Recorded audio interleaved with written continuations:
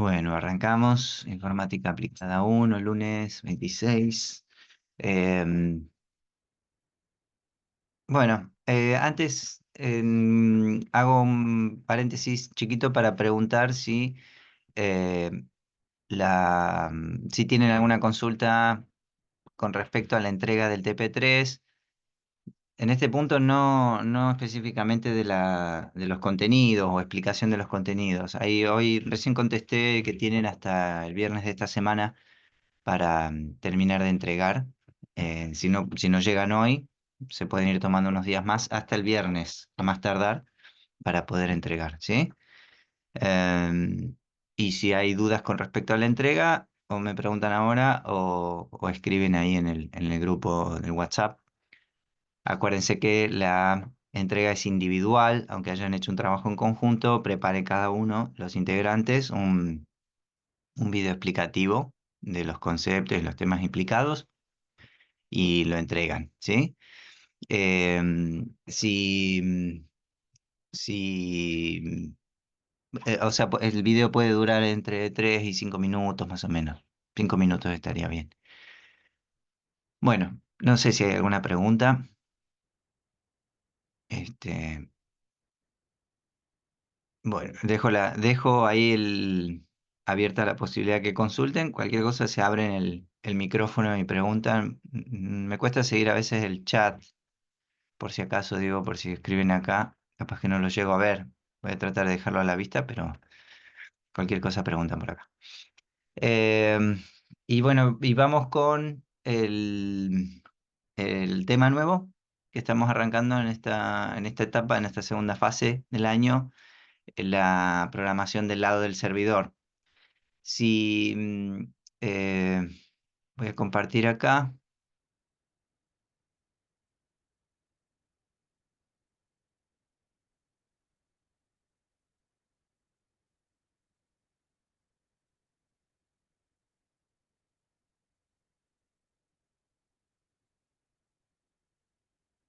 Esto es un poquito las ventanas del Zoom.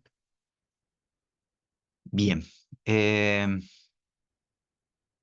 La semana pasada en clase habíamos visto cómo instalar un servidor local para hacer funcionar un servidor Apache, ¿no? Voy a poner acá una imagen de lo que estamos logrando. Esquema servidor local Apache. Eh, ¿Sí? ¿Se acuerdan que habíamos visto algún concepto? A ver cuál está más claro acá. Este concepto de la programación del lado del servidor.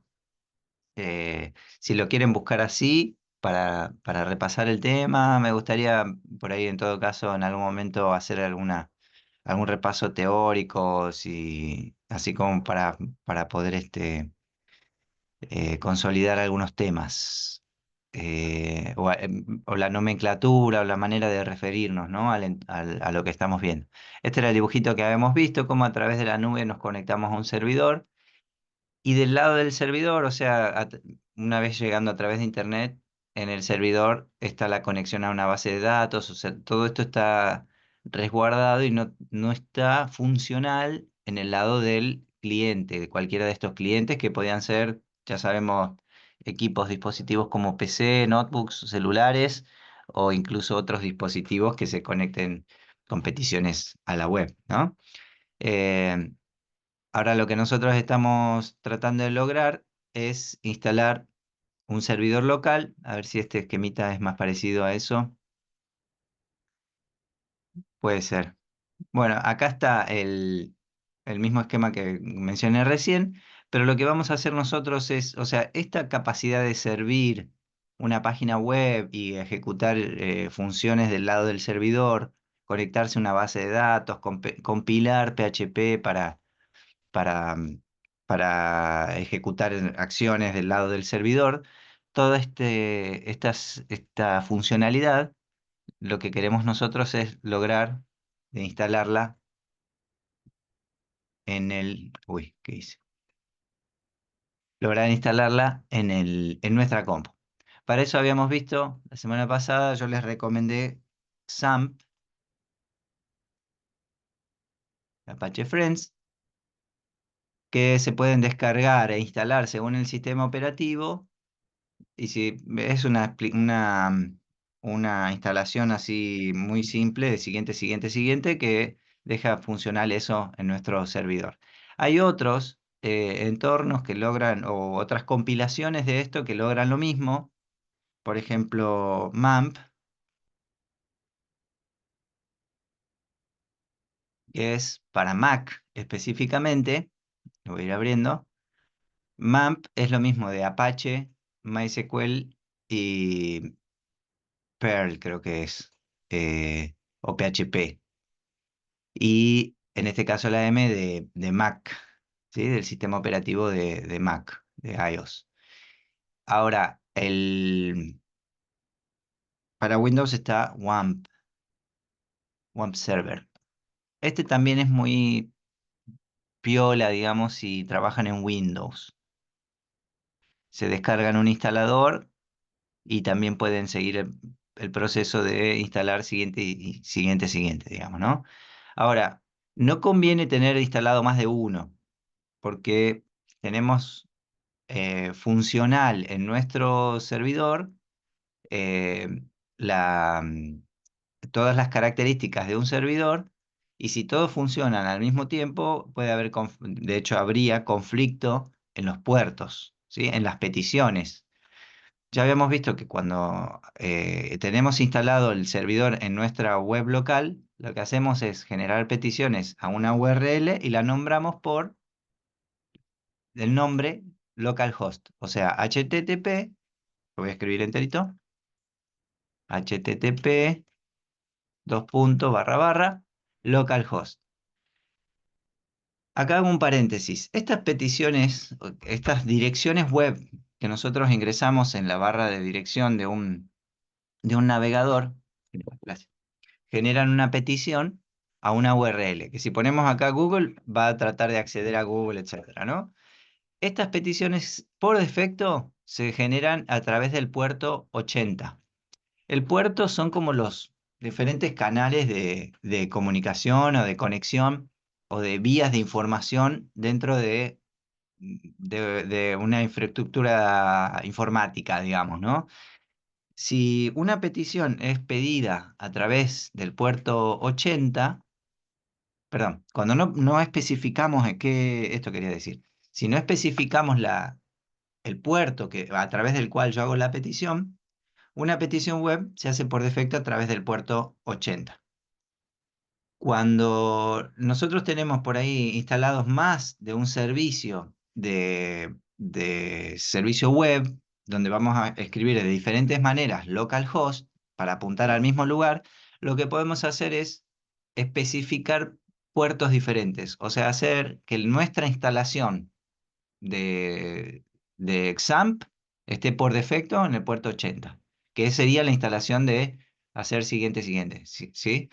Ahora, si yo instalo también, o además, MAMP, en mi caso, yo lo que tengo, la opción, por ejemplo, acá tengo el panel de control de MAMP abierto, yo puedo establecer a través de qué puertos quiero, cuáles son las escuchas que va a funcionar las peticiones de Apache. Y en este caso, otros estándares, digamos, o usos comunes de puertos son así: 8888, 8080, eh, 81, 80, o sea, si por defecto es 80, también puedo poner 81 como el siguiente, 82, 83. Son diferentes posibles configuraciones de qué puerto quiero que esté escuchando mi servidor local. Todo esto no deberíamos tocarlo si instalamos todo siguiendo la instalación siguiente, siguiente, ¿sí? Es probable, acá un paréntesis, que hay algunas aplicaciones, me acuerdo que Skype, una aplicación de telefonía, usaba el puerto 80 también, entonces no podía correr un Apache con Skype al mismo tiempo porque los dos trataban de usar el mismo puerto. Entonces, van a ver, en mi caso, porque yo lo tengo instalado y funcionando así, mi instalación de MAMP, que las peticiones que yo hago al localhost las fuerzo con este dos puntos al puerto 8888. Entonces, mi localhost, o sea, la dirección local, que puede ser esa, y se acuerdan que también podíamos poner la IP local, que es 127.0.1, es una dirección IP que también apunta al propio sistema operativo, forzado a través del puerto 8888. Esto para que ustedes vean por qué a veces me va a quedar acá este puerto, pero lo más probable es que a ustedes les quede así. Y accedan acá a su carpeta. ¿Se acuerdan cuál era la carpeta donde estaban los documentos que van a ser nuestros documentos web? Están en la carpeta htdocs de la instalación de nuestro servidor Apache. Eh, Como yo me descargué acá, no, a ver, les mostré este. Yo me descargué, instalé MAMP hace un tiempo, ya lo tengo funcional así, por eso voy a usar MAMP. No había visto esto. MAMP para Windows. Interesante. Claro, ya pasa a ser una marca más que la sigla de Mac, digamos, ¿no? Eh, Podría ser una alternativa también. Yo tengo instalado y funcional MAMP, que como las mismas características que tiene SAMP, MAMP y WAMP Server, que es los tres que mencionamos en general, lo que van a hacer una vez que nosotros lo instalamos en nuestro sistema operativo es brindarnos un acceso a un panel de control. Yo ya lo tengo instalado MAMP y cuando abro MAMP, lo que estoy abriendo es un panelcito de control como este que tengo acá. Si es MAMP, si usan como en este caso yo estoy usando MAMP, lo que tengo que hacer, ahora por ejemplo voy a detener los servicios, se están deteniendo los servicios y van a ver que tiene un botón acá como iniciar los servicios, que sería arrancarlos, digamos, ¿no? Start. Ahora están detenidos. Por ejemplo, si yo voy a localhost, la misma dirección que había probado recién, no hay respuestas de estas peticiones, ¿sí? Por eso los voy a iniciar acá. En los otros sistemas, los otros servidores de Apache que hayan instalado también tienen un panel de control. SAMP, creo que lo habíamos visto en clase, se abre un panelcito de control. Acá no tengo nada a la vista, pero se abre un panel de control que va a tener iniciar, o sea, va a tener creo que el servicio de Apache y un botoncito de iniciar. Y un botoncito un renglón de PHP, no, sí, MySQL y Start, iniciar, como para hacer correr esos dos servicios. Esos son los dos servicios principales que necesitamos, Apache y MySQL, que con MAMP yo ya los tengo funcionando porque los tengo habilitados acá, digamos, ¿no? O sea, cuando yo pongo iniciar, me inicia directamente los dos servidores. La parte de base de datos la vamos a dejar un poquito más para adelante. Lo importante en este punto es que logremos apuntar a nuestro servidor local, como ya lo tengo acá, y que podamos abrir un servicio, una página web a nivel local. Esta que me está abriendo acá es la de la instalación por defecto. Y si instalaron un SAMP, creo que abre el, el dashboard de XAMPP, y si instalan WAMP Server también tiene un dashboard cuando está instalado y corriendo, funcional. Hago un paréntesis, no es la vía más recomendable, pero también, por ejemplo, si tienen un Linux o de hecho cualquier sistema operativo, podrían a través de línea de comandos habilitar esas características en el servidor, pero sería un poquito más complejo y prefiero usar así instaladores de este tipo y que nos dejen tener esto funcional. Acá les pregunto, saca un cachito la compu, la pantalla para verlos y preguntar si alguien a este punto, bueno, si tienen una pregunta, y si alguien por ahí ha probado de instalar algo de esto y a ver cómo le fue. Si le surgió, si tienen una pregunta, ya sea por lo que mostré recién o si hay alguna pregunta de algún intento o experiencia. Todavía no, dice Sol. No sé, alguien que quizás haya probado de descargarlo, instalar, y ya sea que le haya ido bien o, o se haya encontrado con algún problema. Hola, profe. Sí, te escucho. Yo tengo una consulta, pero no es respecto a este tema, sino para el juego, que es sencilla, pero bueno, quería saber cómo puedo solucionar. Estoy usando las flechas del teclado para arriba y para abajo Sí. para mover la raqueta del Pong, y me parece incómodo porque se me sube y se me baja la página. Ah, claro. Entonces quería saber si puedo desactivar las flechas, pero solo en el código y no en la compu, sino en el código para que la página no se suba y se baje. Mm, sí, hay maneras de resolver eso. Ahora lo podemos abordar.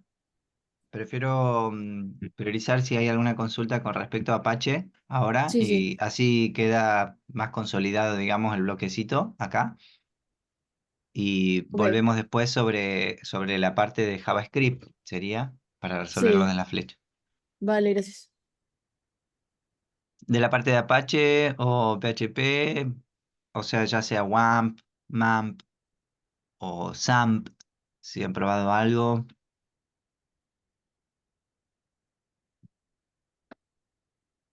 Bueno,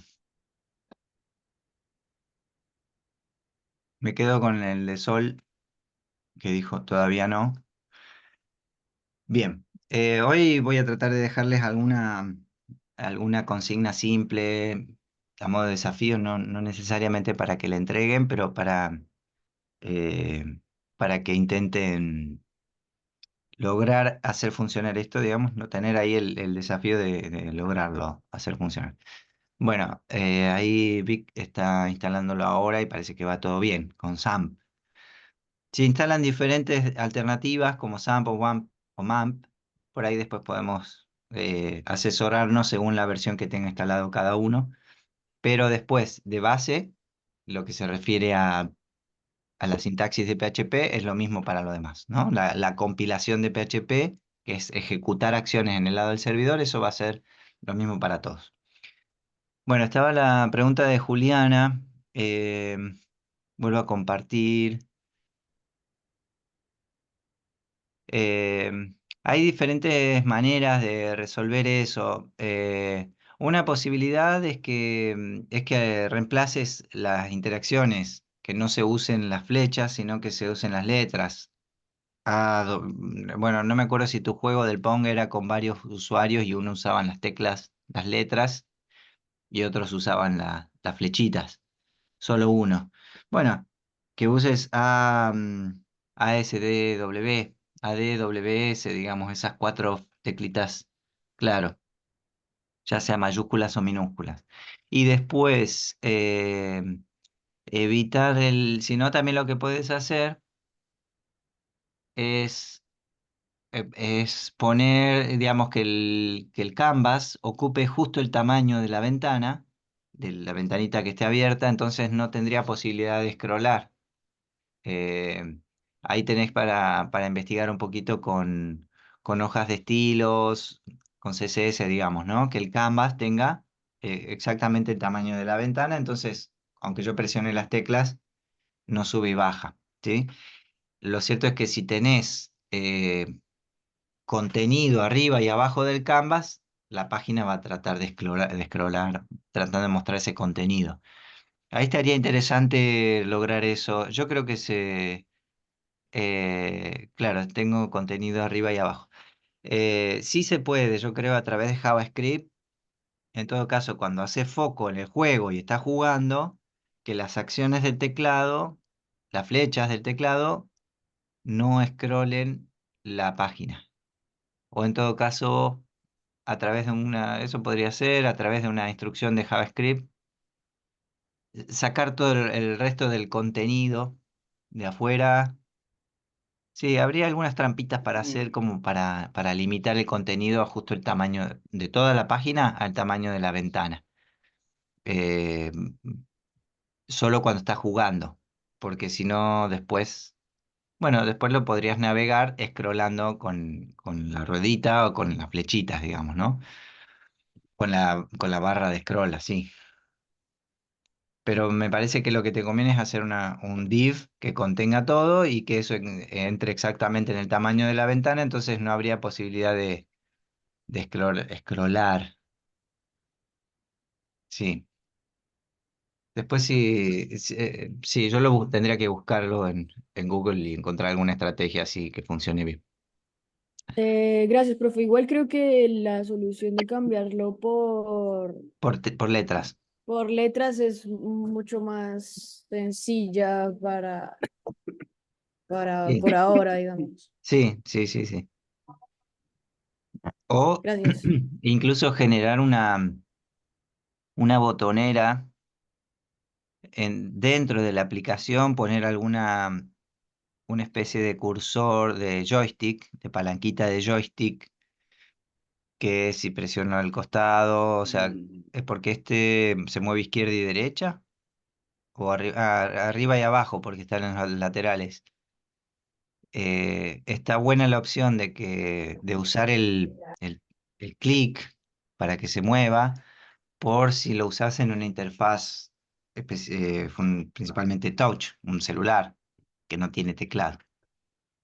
Entonces hacer dos botoncitos que hagan la acción de subir y bajar. Te lo dejo también como para pensarlo.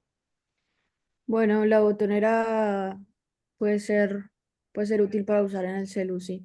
Sí, sí, sí, sí. También no, sino que bueno, donde yo ponga el puntero, la barrita se mueva hacia ahí, que no sea exactamente la posición, porque si no puedo saltar demasiado rápido, pero que se dirija hacia la posición del mouse.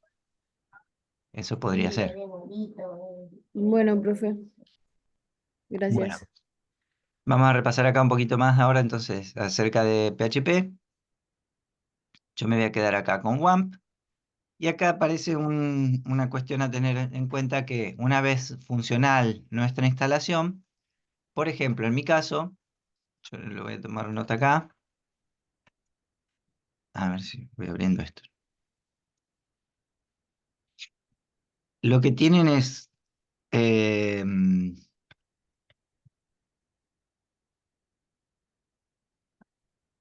sistema de ficheros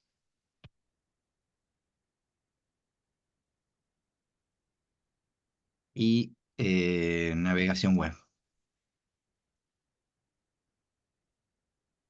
Estas dos diferencias que estoy tomando nota acá para que tengan presente, no es lo mismo navegar a la ubicación de los archivos, ahora que los tengo a nivel local, no es lo mismo navegar a través de un sistema de ficheros que puede ser el explorador, digamos, eh, o si fuera en un servidor sería vía FTP, o sea, conectarme al servidor para poder subir, borrar, modificar los archivos, cambiarle el nombre, etcétera. Todas esas acciones las puedo hacer a través del sistema de ficheros. Y en todo caso, eh, la navegación web la hago a través principalmente del navegador. Chrome, navegador. Chrome, Mozilla Firefox, Opera, etcétera, ¿no? Edge de Windows, etcétera. No es la mismo las acciones que yo puedo hacer a través de un explorador, así del sistema de ficheros, que a través de esto. Yo no puedo abrir una URL y este archivo que estoy abriendo acá, cambiarle el nombre, borrarlo, ¿sí? Ahora, por ejemplo, en mi instalación, cuando yo instalé todo, mi sistema de ficheros tiene su raíz, lo voy a mostrar acá, acá. Es probable que a ustedes les quede también, a los que hagan en Windows, les quede algo así, con SAMP barra htdocs, creo que queda así. Son equivalentes según el sistema operativo donde eso esté funcional. La navegación a través de la página web, es a través del protocolo HTTP, dos puntos barra barra, localhost, o también habíamos visto 127.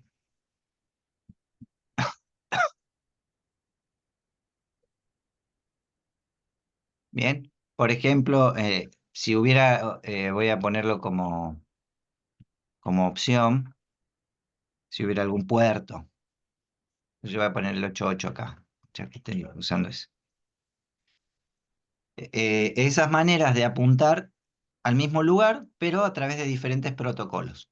Entonces, por ejemplo, si yo voy a mi ubicación donde tengo funcional donde tengo instalado XAMPP y adentro la carpetita htdocs, si acá yo hago una carpeta, voy a ponerle intro PHP,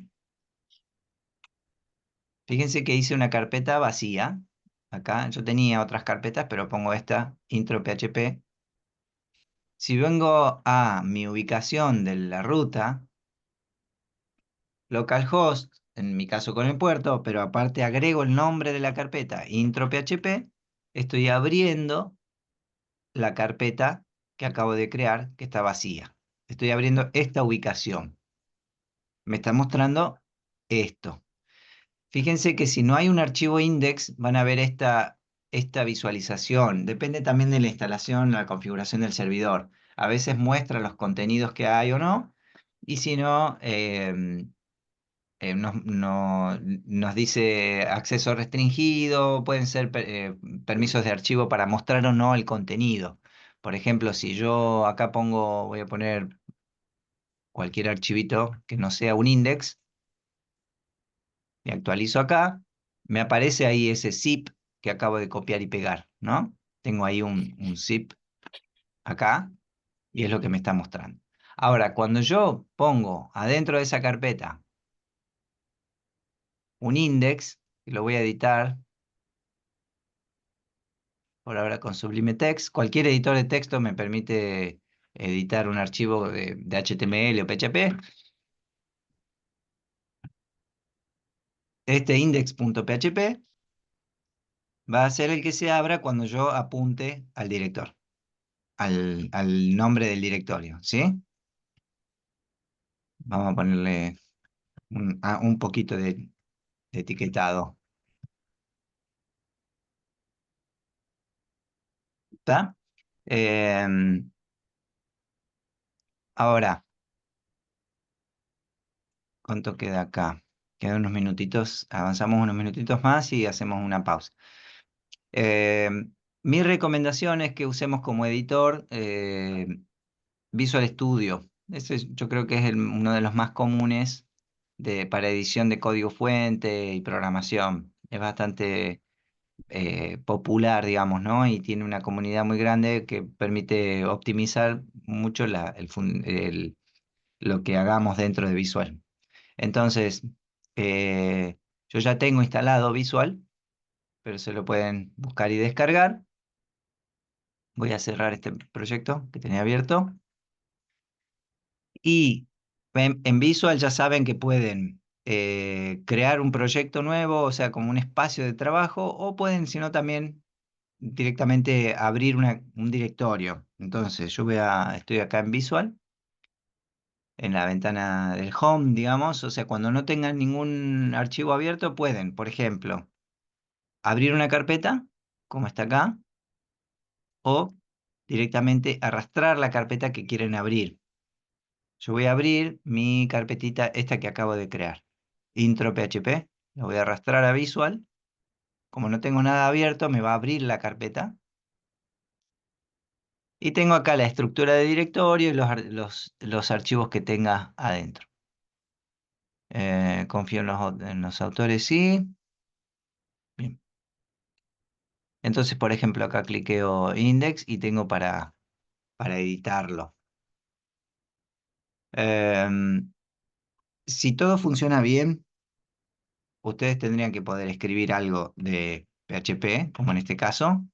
Y esto, o sea, para que PHP se compile en el lado del servidor como como que se ejecute, digamos, del lado del servidor, necesitamos abrir y cerrar las etiquetas de PHP. O sea, indicar que vamos a empezar a compilar PHP y vamos a dejar de compilar PHP. Los archivos de PHP pueden ser íntegramente compilaciones de PHP, como en este caso, así, o pueden, por ejemplo, empezar con texto de HTML, lo que fuera, como tenía acá el H1, abrir compilación de PHP, hacer algunas instrucciones de PHP que ahora vamos a ver, y y continuar, digamos, eh,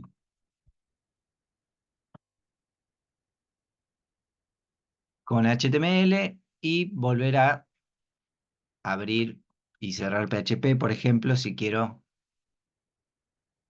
mostrar acá algo así como es la hora PHP y usar PHP para que arme y escriba en el código fuente la hora, ¿no? En el momento que se abra la página. PHP está pensado justamente como un lenguaje de incrustación, o sea, está muy simplificado la acción de poder agregar contenido al HTML, ¿sí? Además de otras muchas acciones, pero por ejemplo, la instrucción más básica es la palabra echo, que es para escribir, o sea, este momento que se compile PHP, acá, cuando vaya abriendo esta web, este archivo y encuentre acá que esto se está ejecutando, acá puedo poner eh, que me muestre la hora y minuto, creo. Y cierro PHP. Voy a guardar acá. Ahora, cuando yo abra index, me está mostrando el día, otra cosa me está mostrando. O la hora en otro uso horario, me parece. Pero bueno, ahora corregimos lo de la fecha. Pero fíjense que esta instrucción acá lo que hizo fue escribir en el código fuente que se estaba generando para devolverlo en la petición, le incrustó esto, el resultado de esta función date. Bueno, vamos a parar acá un cachito y ahí estamos. Bueno, entonces, si tenemos acá funcional esto, por ejemplo, la parte de PHP, o sea, la vista del código fuente en nuestras carpetitas y la posibilidad de abrirlos a través de la URL y que se abra y se compile PHP, ya tenemos funcional acá nuestro entorno de servidor. Voy a hacer una vista de navegación para que entendamos también un poquito cómo está funcionando esto. Si yo hago un nuevo archivo, eh, por ejemplo, mi info personal.php, puedo acá hacer un documento íntegramente de de HTML.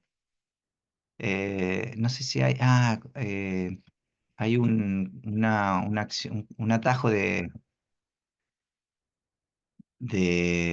Visual para escribir toda la estructura, pero no me acuerdo. Si alguien se acuerda, un atajo de Visual Studio para poner todo el esqueleto de un HTML, ¿alguien lo sabe?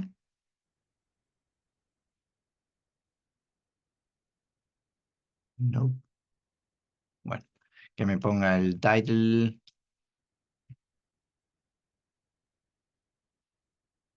Esto sería el head, me falta esto.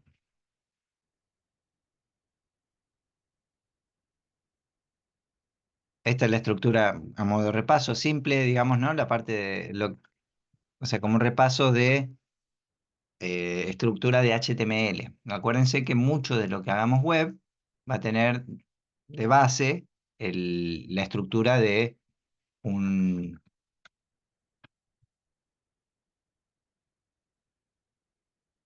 eh, el esqueleto y el DOM, digamos, de un HTML. No sé si puse, no sé si va el HTML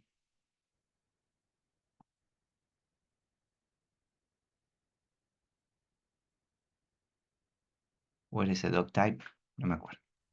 El signo de admiración era el atajo. A ver. Voy a probar de cortarlo. Así, pero me hace eso solo. No, sin la flechita.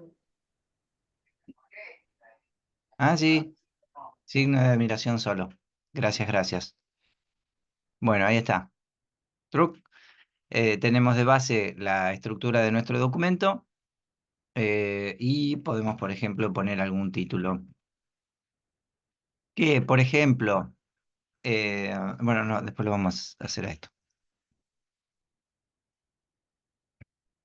Este documento lo tengo guardado como mi infopersonal.php y tendríamos, por ejemplo, acá la posibilidad de navegar a ese documento. Esto ya ustedes lo tienen visto a través de la etiqueta A, ¿no? Esta etiqueta A lo que estaría haciendo es generar una petición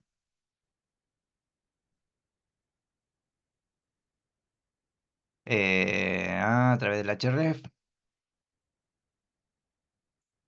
mi info personal. Acá lo que les quiero mostrar es el uso de las rutas relativas. Uy,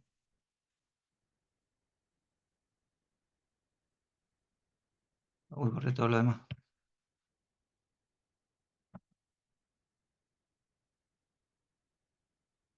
¿A qué me refiero con las rutas relativas? Es la referencia a un documento sin poner acá, por ejemplo, http dos puntos barra barra localhost. Si bien la ruta definitiva sería todo esto con la misma que estoy abriendo acá, digamos, todo esto de base, todo esto tendría que ser parte de la ruta, pero si no lo pongo, esto sería la ruta absoluta a este otro documento, pero si yo no lo pongo, estoy generando una relación relativa, o sea, desde donde está este documento, va a buscar, en este caso en la misma ubicación, un archivo que se llame miinfopersonal.php. Y vamos a poner acá un volver,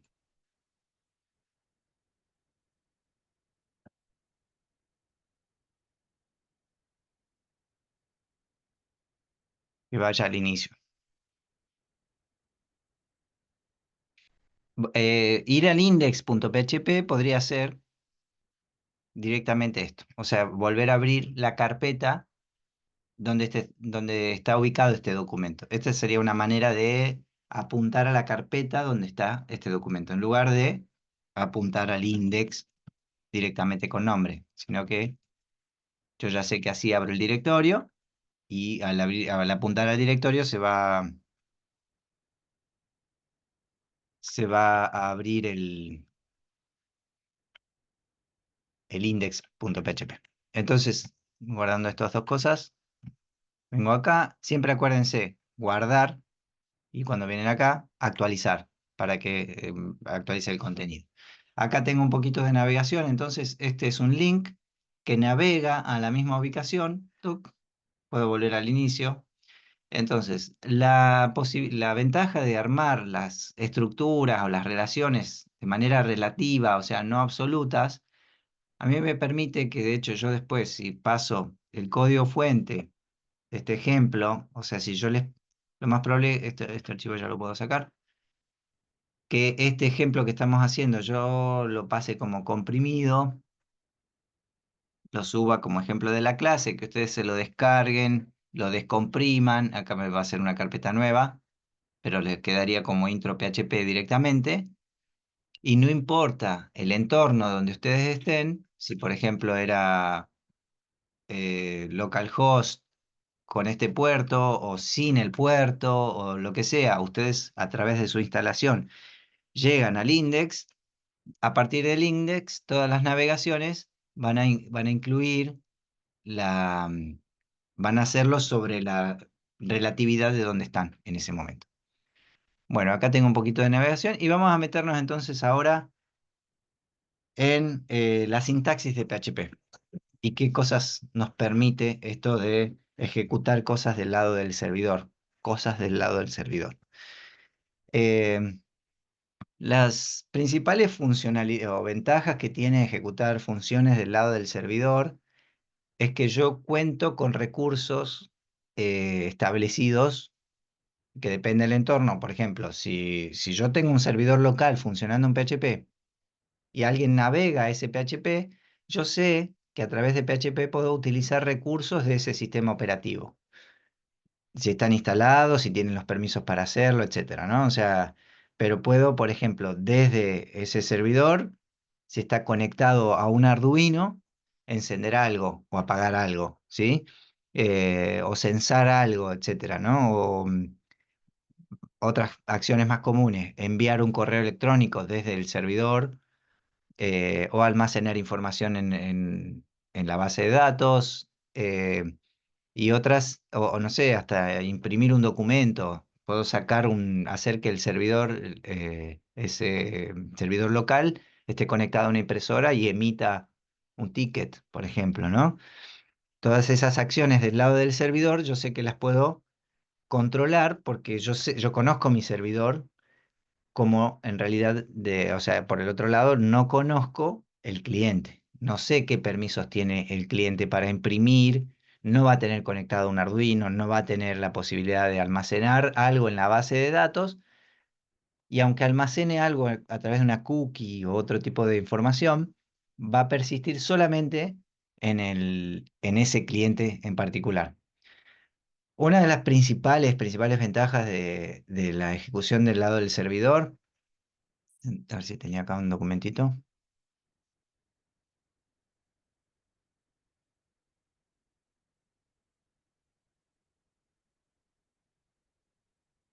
O sea, una gran ventaja que nos permite el uso de ejecución del lado del servidor es la persistencia, y le voy a poner así directamente, persistencia colaborativa. Eh, sí, me gusta ahí esa expresión.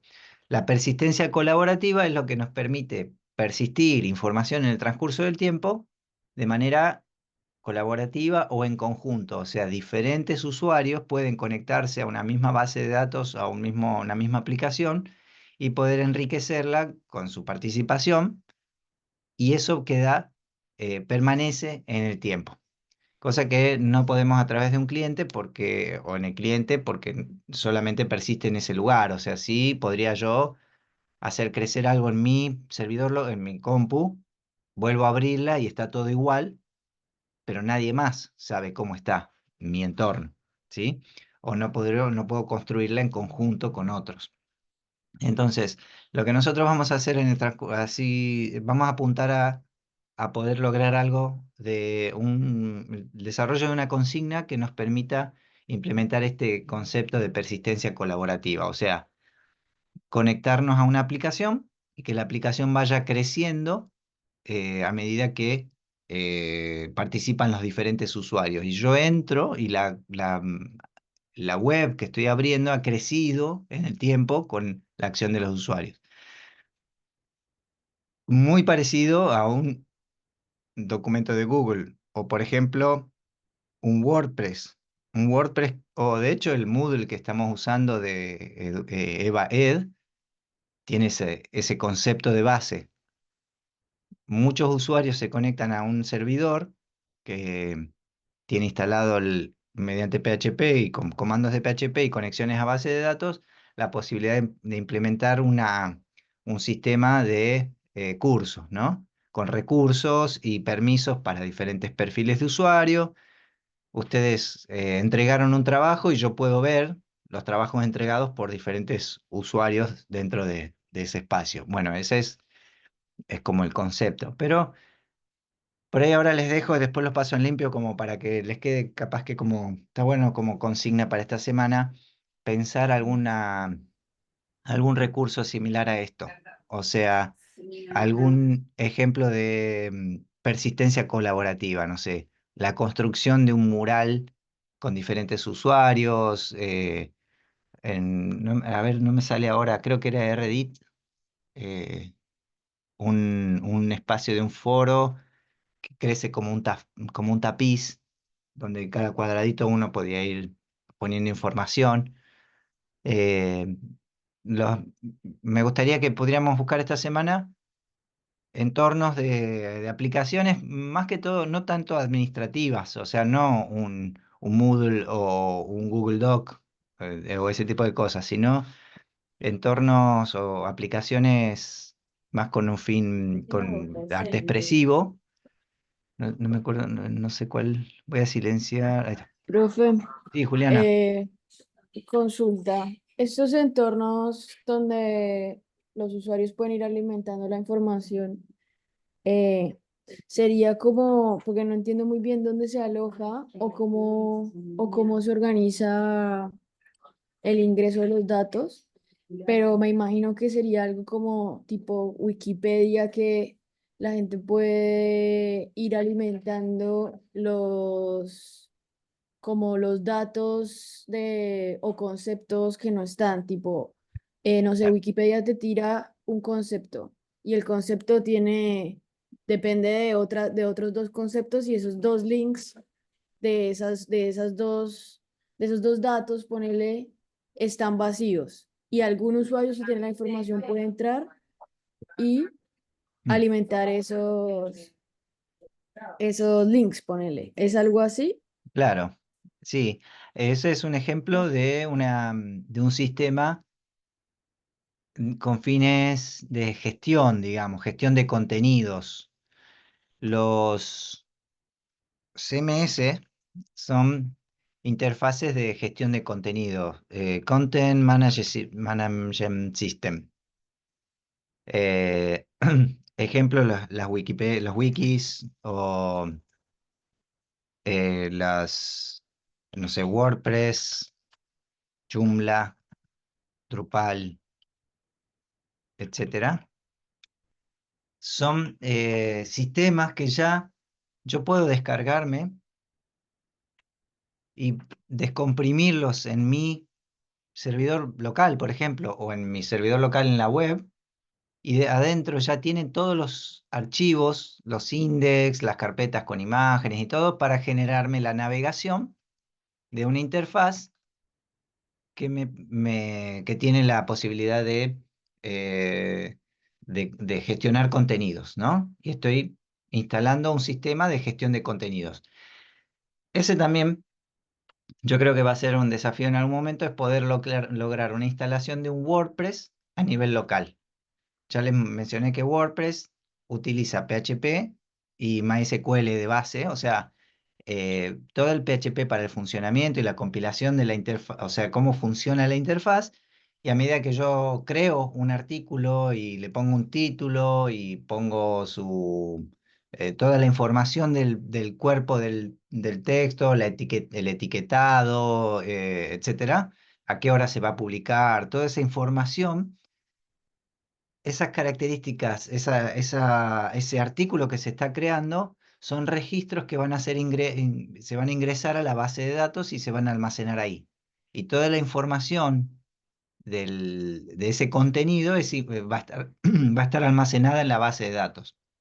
Y toda la Claro, parte de pero, PHP, ¿sí? perdona, acá me surge otra pregunta y es, o sea, el ingreso de los datos, las personas, por ejemplo, que ingresan los datos, que alimentan esto, ¿lo alimentan programando o lo alimentan desde ponerle la web Claro, del local es buena host? pregunta. Em, la idea es, a través de la edición del HTML y crear diferentes documentos, yo crear una interfaz de usuario que no sea por programación, sino que, digamos, que el usuario no tenga que conectarse al gestor de base de datos, ingresar un registro, un campo, un registro nuevo, etcétera, sino que yo le pueda proponer una interfaz para ingresar un artículo nuevo. Vamos a hacer un ejemplo de esto. Me pareció piola la pregunta. Por ejemplo, lo, lo que va muy a la par de toda esta característica de PHP, de poder compilarse y ejecutar cosas del lado del servidor, lo que va muy a la par es el uso de formularios web, que los formularios son básicamente una interfaz para enviar información al servidor en una petición. O sea, un formulario web me permite, a través de un conjunto de campos como un input, un checkbox, un radio button, un desplegable, etcétera, todos esos elementos de de los formularios, es una interfaz para el usuario para poder seleccionar o ingresar datos. Y tengo por lo general un botón que es enviar o guardar, que lo que hace en ese momento el usuario es toda esa información que se fue ingresando en el formulario, se agregan a la petición de la acción de enviar el formulario. Entonces, lo que voy a hacer en ese momento es navegar a otro PHP, como estoy haciendo acá. Acá estoy navegando a otro PHP, ¿vieron? Y de vuelta estoy navegando entre uno y otro.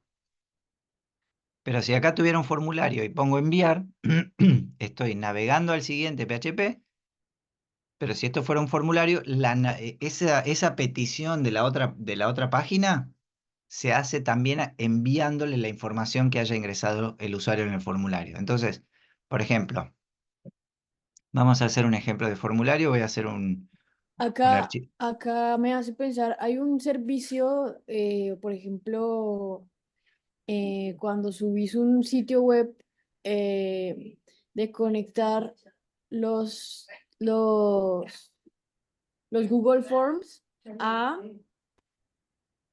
como Ah, a tu código, ponele.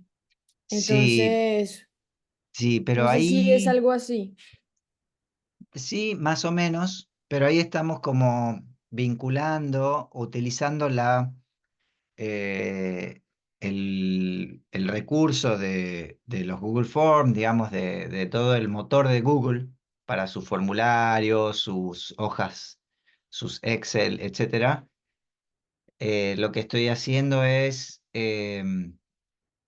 digamos, Google lo que hace es como abrir una ventana para que vos puedas utilizar esos recursos en tu web. No haríamos eso nosotros, sino que nosotros estaríamos reemplazando ese recurso de Google, ¿sí? Estaríamos logrando un funcionamiento similar. Por ejemplo, voy a hacer un archivo acá, un nuevo artículo. Voy a poner acá eh, nuevo artículo o nuevo registro, vamos a poner.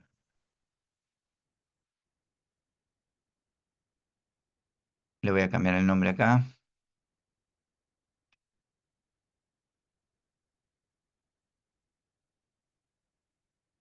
Y por ejemplo, este documento lo que va a tener es la etiqueta form. Yo supongo que habrán trabajado con formularios, porque los formularios, como les digo, son interfaz para... ¿Me tildó la cámara o todo se tildó? ¿Me escuchan? Sí, se escucha. Sí, se Sí, escucha. se escucha. Sí, creo que solo la cámara se quedó ahí tildado. Solo la cámara. Bueno, lo que vamos a hacer es, vamos a utilizar ahora algunos elementos poquitos del formulario para ver esta cuestión de las peticiones. El etiquetado form, la etiqueta form tiene dos o tres parámetros principales. Los dos primeros y más importantes, uno, la acción y el método. Esos dos parámetros de la etiqueta form van a hacer que este formulario se comporte de una manera que ahora la vamos a ver. La acción es la ruta a la que quiero dirigirme cuando yo ponga enviar. ¿Cuándo voy a poner enviar? Cuando presione, por ejemplo, el botón, el input type, submit,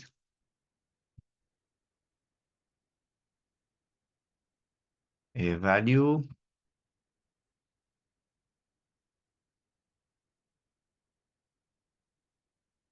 enviar.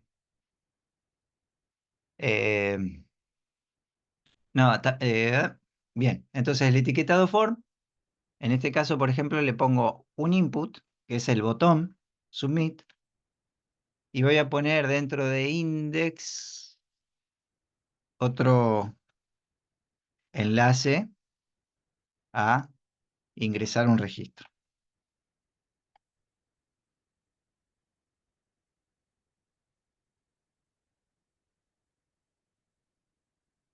y que navegue a nuevo registro.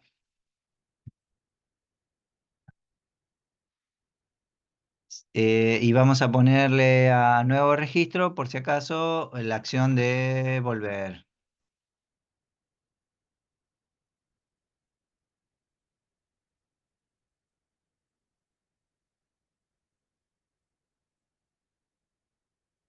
Que vuelva al index.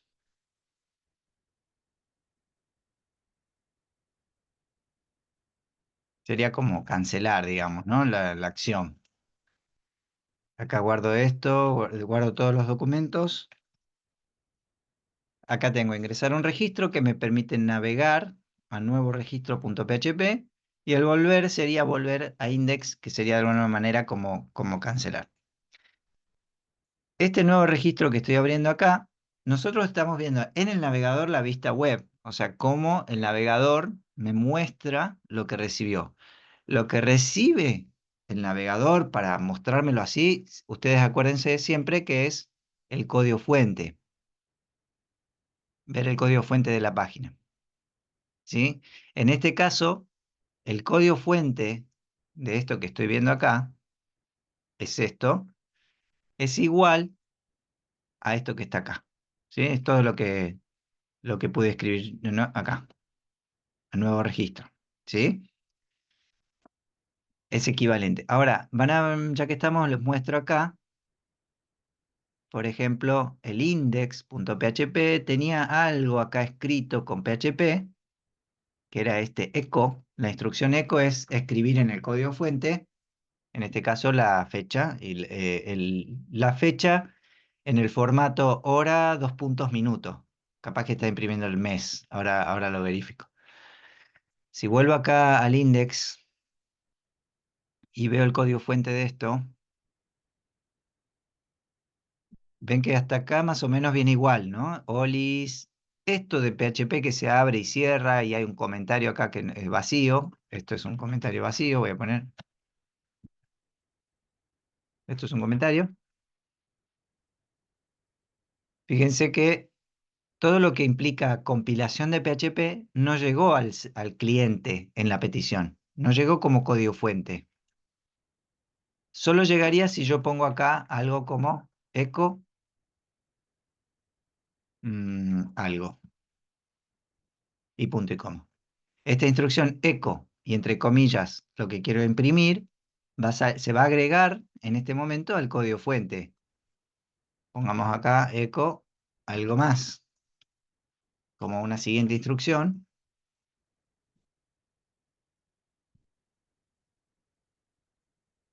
Lo guardo y actualizo esta vista de código fuente. Fíjense que ahí mi código fuente me imprimió algo y algo más seguido. Si se dan cuenta acá, a ver si puedo ponerlo un poquito a la vista, a la par uno del otro.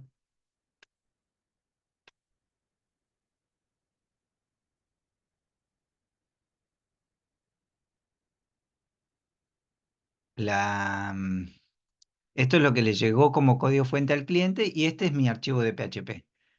Esto es etiqueta de HTML, llega igual. Acá empieza a compilar PHP, entonces no saca código fuente, no escribe, esto es un comentario en el código fuente, no pone nada de eso. Echo sí escribe en el código fuente lo que yo le ponga, en este caso, entre comillas, como una cadena, escribe algo y los tres puntos. Después echo y algo más. Fíjense que tampoco imprimió en el código fuente el salto de línea que está acá. Si yo quisiera que hubiera un salto de línea en el código fuente, tengo que poner un barra n. El barra n es el salto de línea en el código fuente. Sería esto que está acá o esto que está acá, digamos, ¿no? Cuando escribimos código fuente podemos ir agregando saltos de línea. Si esto lo actualizo, ven que ahí están los códigos fuente, los saltos de línea, que son caracteres invisibles, pero generan algo en la vista. Pero ya sabemos que eso, los saltos de línea en la vista HTML no inciden, no se muestran seguidos, digamos, ¿no? Si esto lo vemos en la vista web, está todo seguido. algo más. Truc. Pero bueno, este es lo que estamos analizando acá, es cómo le llega el código fuente. Solo lo que yo puse como eco es lo que está yendo. Y ahí sigue HTML que sale igual. Y cuando llega es la hora, dos puntos. Y ahí empieza a escribir date, o sea, el resultado de la función date y el 1208 en este caso, que cuando se cargó la página. A ver si es 14 ahí. No, me está imprimiendo el mes. Creo que los minutos es N. No.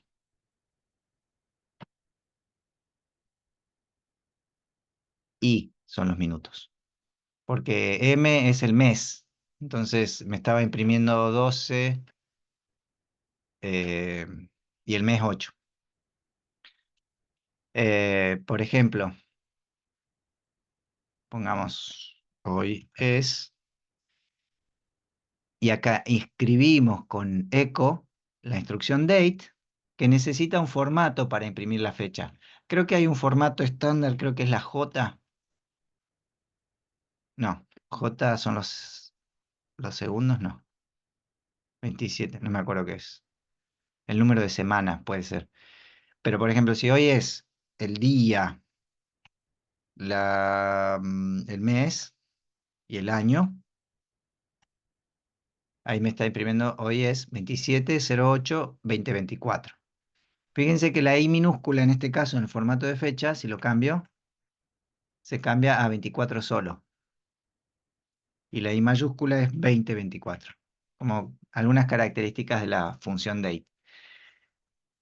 Terminemos de repasar esto. Y después el resto ya es todo etiquetado de HTML, es todo HTML igual en adelante.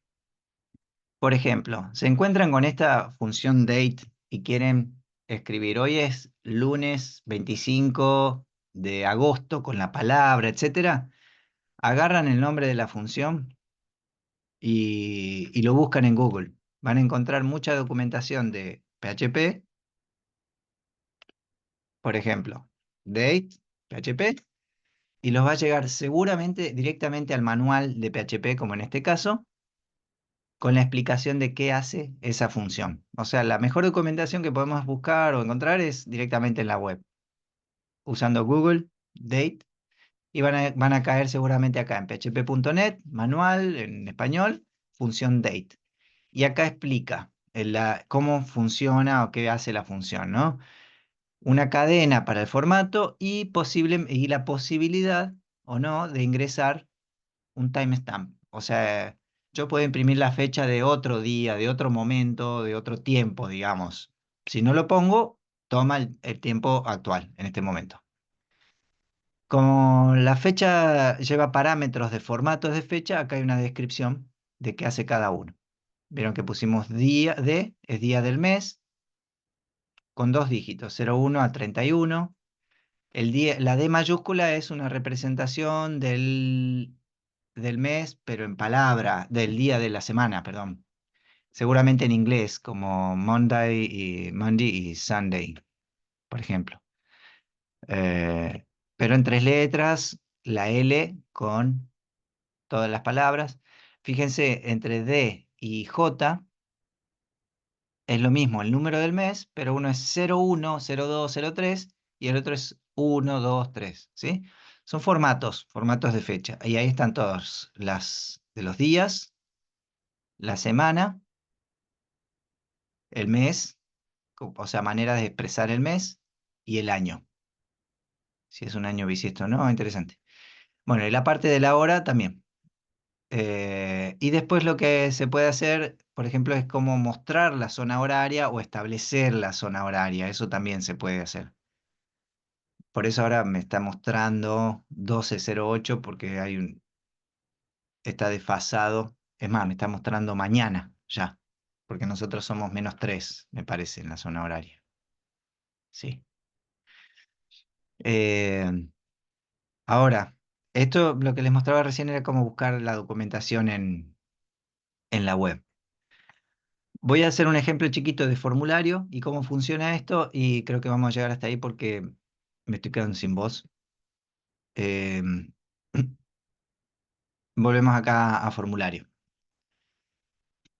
Dentro de los formularios, la etiqueta sí, la etiqueta más importante es la input. El parámetro de input más importante es el type. Dentro de los type podemos generar inputs de varios tipos, obviamente, y esto ha crecido mucho con el HTML5. Antes solamente había texto, botón y alguno más.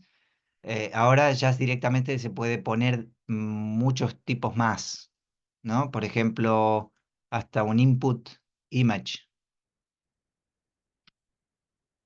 A ver, nunca lo probé esto. Voy a ingresar acá a un registro. Me está permitiendo acá. Ah, este no era tan nuevo, ya existía. Este es lo que funciona, o sea, yo puedo poner acá una imagen con un source y al cliquear eh, toma como referencia las coordenadas donde hice clic dentro de la imagen. Es como para poner una zona interactiva y según donde haya clic va a enviar el dato de donde hice clic. Pero vamos primero con el más básico que es el input type text. Los parámetros de ingreso de datos tienen, perdón, las etiquetas tienen el tipo y después name e ID, que seguramente por lo general por norma se utiliza el mismo valor para cada uno. Por ejemplo, no, vamos a poner color, no, edad. Vamos a preguntarle la edad. No, vamos a preguntarle sueño recurrente. Sueño, no uso ñ en el name, tampoco en el ID. Y lo que puedo hacer, bueno, tenemos el BR para hacer un saltito acá. Es agregarle, esto ya no es tan importante, pero por ejemplo puedo usar un placeholder, sueño recurrente. El placeholder resuelve esta interfaz que cuando está vacío el campo, puedo mostrarle una indicación al usuario. Eh, vuelo, no sé, por ejemplo, ¿no? Pero también, y está bueno, es agregar a los input los labels. El label es una etiqueta de nombre para decir, por ejemplo, ingresa un sueño recurrente. El label puede tener la etiqueta for y ahí es donde le ponemos el ID. Entonces el label funciona en conjunto con el campo de esta manera que si yo hago clic sobre el label me hace foco en el campo de entrada, en el input. Y un BR, por ejemplo, si quiero... Ahí tengo, voy a poner unos BR más acá. Nos va a quedar medio durito el diseño, sin CSS ni nada. Es más, podríamos usar directamente Bootstrap o algún otro. Pero entonces, la acción del formulario, una vez que el usuario ingresa un dato, vuelo dormido, pongo enviar, se está generando una petición a la acción del formulario. Como yo no escribí ninguna acción dentro de la etiqueta, acá, acción, está navegando al mismo documento. O sea, la acción apunta al mismo lugar. Pero vamos a ponerle acá, recibe registro.php.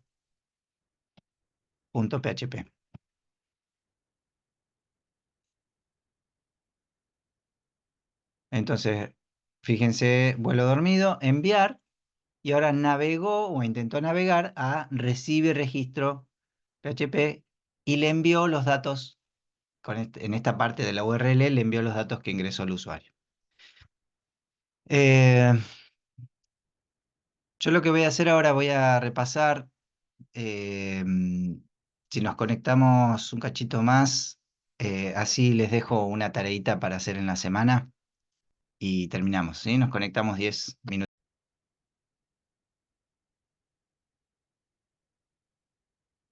Bueno, hacemos un repasito, no un repasito, sino un resumen ahí de lo que me gustaría que pudieran ver en la semana para ir acercándose a estas tareas. Dos consignas así de investigación un poquito. Como les comentaba hoy acá, buscar algún ejemplo de aplicación de persistencia colaborativa que no sea necesario, no, voy a poner acá preferentemente, no de gestión. O sea, no una interfaz para gestionar alumnos o contenidos, sino había por ejemplo una, una interfaz, ay, no me va a salir el nombre ahora, pero sería un ejemplo, programación de luces, esperen que no veo nada acá, de state, de escenario, ¿no? Una interfaz donde uno podía programar las luces de un entorno, de una instalación de luces en un galpón. Entonces seteaba la música y la secuencia de luces y uno se conectaba a la aplicación y estaba en ejecución la de ese momento, digamos, el que había programado para ese momento. Y uno se ponía en fila para hacer una propuesta de interacción y la aplicación te mostraba en una cámara el funcionamiento de esas luces según tu propuesta, digamos, ¿no? O por ahí alguna cosa que sea como crecer un cuento. eh, bueno, otro ejemplo, creo que ya lo mencioné al principio, vuelvo a ser autorreferencial, pero a un ejemplo que conozco, el de la serpiente de Biopus, donde un usuario ingresa como secretos que no quieren que sean, digamos, cosas que oculta, y después esos textos se muestran sobre la obra en funcionamiento, digamos, ¿no? Ese tipo de instalaciones o sistemas o aplicaciones web que utilicen esos recursos de persistencia colaborativa, ¿sí? O un Pero, tapiz que perdón, crece junto. Sí, una pregunta. Cualquier red social sería un ejemplo, porque ahí todos subimos cosas y quedan ahí. sí, una red social funciona así. De hecho, Facebook, que fue así como las primeras más populares, funcionaba con PHP y MySQL también. Ujú. Pero bueno, ahí, por ejemplo, la Gracias. red social en sí es como una interfaz de gestión de contenidos. Lo más artístico ahí, por ahí es qué fotos subo, qué videos subo.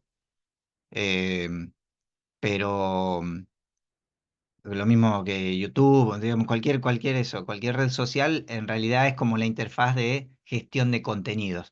Por ahí buscar alguna cosa que sea un poquito más, si encuentran, más artística o expresiva. eh, Como por ejemplo eso, la construcción de un tapiz en un mapa de píxeles donde uno puede colonizar un píxel y ponerle un color y después esa imagen ese mapa va tomando el color según el color que haya elegido cada participante, digamos, ¿no? Eh, Después, así, no me vienen ahora a la mente algún ejemplo, no sé si a alguien se le ocurre y quiere mencionarlo. Tipo, cada vez exquisito, eh, Claro, sí, una cada especie de, uno, cada uno ingresa una frase y se va compilando un texto entre todos. claro, sí, sí, el cadáver exquisito sería un buen ejemplo y por ejemplo,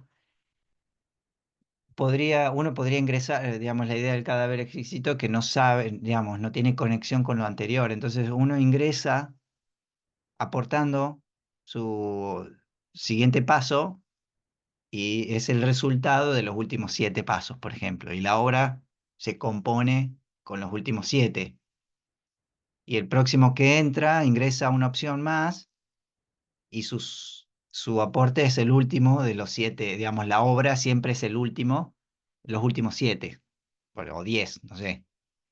Si quiero tengo todo el histórico, pero por ahí la pieza podría ser ese último, eh, esos últimos, o sea, armarse con los últimos ingresos. Ahí ponían DMX como puerto, claro, eh, como la interfaz para manejar y controlar las luces desde la computadora. Como les decía, ahí hay una computadora que está conectada a la base de datos y tiene una interfaz, seguramente DMX, para controlar las luces de un lugar. Yo no me acuerdo igual si eran luces reales o era un escenario virtual. Ahora no me puedo acordar. Vamos a decir que era un escenario real, queda mucho más pro. Pero bueno, ese sería por un lado, buscar así un ejemplo. Y si pueden y las volcamos, las compartimos el lunes que viene. Y la otra es que hagan una pequeña vista de formulario. O sea, yo les recomendaría ahora que hagan un repaso de los elementos de formulario. Hoy vimos input nada más, pero como ustedes ya algo vieron, que en todo caso puedan eso, repasar los campos de los elementos de formularios. Los códigos abiertos de cripto funcionan así más o menos. No, es otra cosa. El código abierto de las cripto. No, eso es otra cosa, más compleja. Yo tengo una duda, profe. Yo Sí, estoy participando justamente en digamos, en un ámbito colaborativo, pero no hemos podido resolver una parte que es al tiempo que estamos vinculados a una red local, que al tiempo podamos también, digamos, transmitirlo de manera global, o sea, estar como sería la palabra, estar conectado a nivel local y global a Internet al sí, mismo tiempo. ¿Eso es posible? sí, sí. Sí está bueno trabajar en local porque vos no tenés riesgo de la conexión a internet, digamos, ¿no? Entonces, todo está funcional. La persona que está ahí accede a tu sistema y lo ve y todo funciona bien. Vos querés que eso se vuelque a la web y también que de alguna manera, me imagino, consuma contenido que se subió a través de la web, que Exactamente, sí, se digamos, auto... mostrar el resultado al mundo a través de lo que estamos haciendo, digamos, en escena, por decirlo así.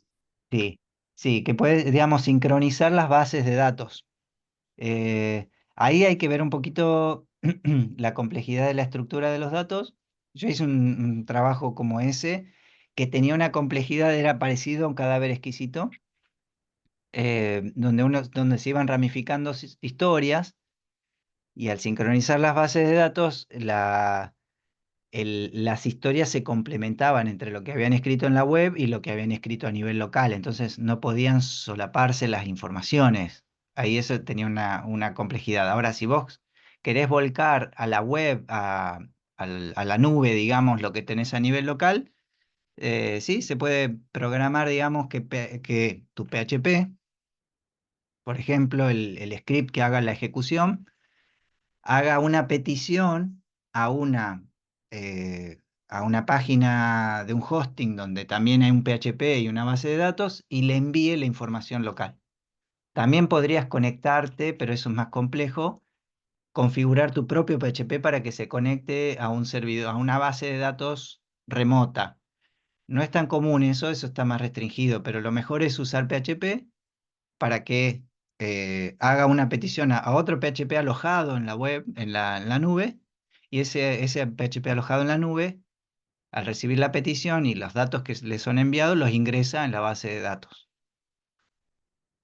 Eh, Eso con gusto los podría asesorar un poquito más. Es un poquito más complejo de lo que estamos viendo acá, por eso no lo explico más en profundidad para no marearnos. Si lleguemos acá, les sugiero. A ver, quería preguntar, ¿toda la carpeta que está ejemplificando en BS está creada dentro de htdocs, que está dentro de XAMPP? Sí. Por ejemplo, lo que ustedes vayan poniendo dentro de htdocs, les conviene ir generando carpetas nuevas para cada proyecto. Entonces, cuando lo abren desde la web, abren localhost y el nombre del proyecto y estarían en la raíz de ese proyecto que tienen creado. Hay otras maneras de organizar los contenidos, de poner los archivos en otro lado y poner un enlace simbólico a esa ubicación, pero esto es lo más simple y no hace falta, digamos, complicarla, digamos, ¿no? Bueno, quedó más o menos claro las dos tareas y para buscar ejemplo para la tarea, ¿cómo conviene encarar la búsqueda? Y yo haría una prueba así, a ver en Google. Aplicación colaborativa, persistente, arte. Mm, proyecto más que aplicación. Lo que pasa es que si busco un poquito más acá, le tenemos que decir, bueno, alguien traiga el uno, alguien traiga el 2, el 3. No, de por ahí si conocen algo, si empiezan a ver alguna publicación que hable acerca de esto y hay 2 o 3 ejemplos, o les conectan con algo, eso sería mejor, digamos, ¿no? Eh, sí, esta búsqueda por ahí no es tan directa en la tecnología. Proyecto colaborativo. La palabra colaborativo es muy genérica, entonces por ahí habla de juntarse en un galpón a hacer algo juntos. Eh, pero si lo buscan con algunas indicaciones más de base de datos, pueden ir navegando y encontrarse así con alguna cosa. Este tipo de cosas que, de ejemplo, no sé, acá son imágenes de arte colaborativo, donde uno llega y hace un aporte de algo chiquito. Hay aplicaciones web o proyectos web que generan esa misma propuesta, digamos, ¿no? Vos entrás a un espacio y agrego mi dibujito, mi palabrita, mi color o lo que fuera, digamos, ¿no? Pero estos son ejemplos físicos. Pero sí, hagan la búsqueda. Más que todo es eso, si esta idea les va despertando eso, conectar con algo que ustedes hayan visto. Bueno, hasta acá llego porque ya venía medio mal ya arranqué -10 la clase, no -10 de la hora, sino de salud, el nivel de salud. Así que vamos hasta acá. No sé si hay alguna pregunta o simplemente nos saludamos. Acuérdense de pasar el presente, usen el link del WhatsApp, ¿sí? Apellido y nombre. Y lo mismo, que tengan buena semana. Saludos para todos. Chau, chau. Adiós. Gracias, profe. Chao, Saludos. profe. Chao, Chau, profe, chau. que se recupere. Gracias.